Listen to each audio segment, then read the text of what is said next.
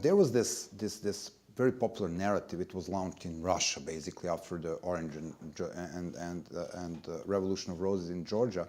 And there is this, Chavez actually done a lot to advertise this. He appeared on the TV with this popular story of few Serbs being armed with a lot of knowledge and $1 million, and then you ship them in a country and boom, you have the revolution. Well, I would be the luckiest person in the world if this is how it is easy to bring the democracy. I would easily fundraise for a few $1 million and then go from country to country and make them free. But unfortunately, this doesn't work this way. Why is nonviolent revolution so different from the violent revolution when it comes to international intervention? Numbers. You win in nonviolent revolution by gaining numbers. You could easily imagine the world in which you have 4,000 or 5,000 trained guerrilla soldiers, the cool Che Guevara guy on the top of them.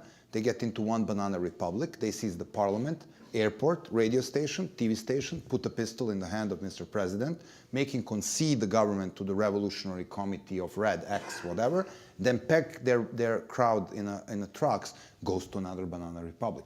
Very much like that, in order to win the nonviolent struggle is numbers. So people will need to really feel something about the change in their country. Would you think it would be possible to take 1 million Egyptians and export them to Burma to do the revolution? They wouldn't care about the Burma. How of them wouldn't find the Burma on the map? So these revolutions are absolutely not exportable and importable. But when it comes to the foreign intervention, we were actually the members of the very interesting event organized by independent diplomats exploring the intervention and its tool. It happened last year. And we were talking about why the international community always think about hamburger, which stands for the foreign bombing and foreign military intervention, or the French fries, which stands for sanctions.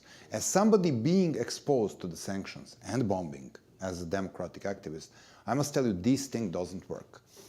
Shotgun sanctions, which hit the population, easily gives dictator an easy way out to deal with the economy, to put the whole population into the gray zone, to find an excuse for the lousy situation. It's about these evil foreigners. They're all conspiracy against the Serbs. And then the foreign bombing, it just brings people around the dictator.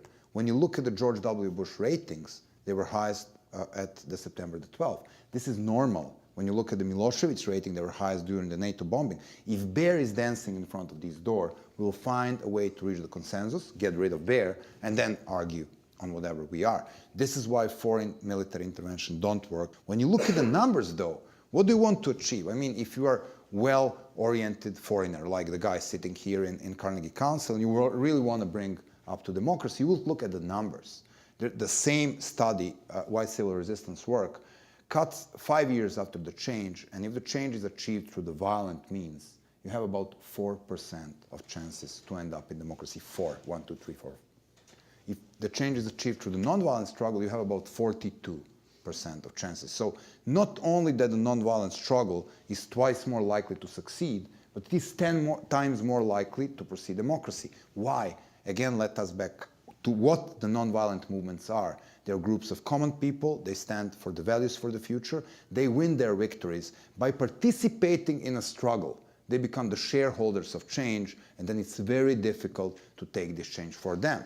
Unlike that, when you look at the foreign military intervention, what happens? The cavalry comes in, they take the bad guy out, they hang him in the front on the TV cameras, and when they remove, what's there to be left? And what's there for the peoples to feel that they belong to this change?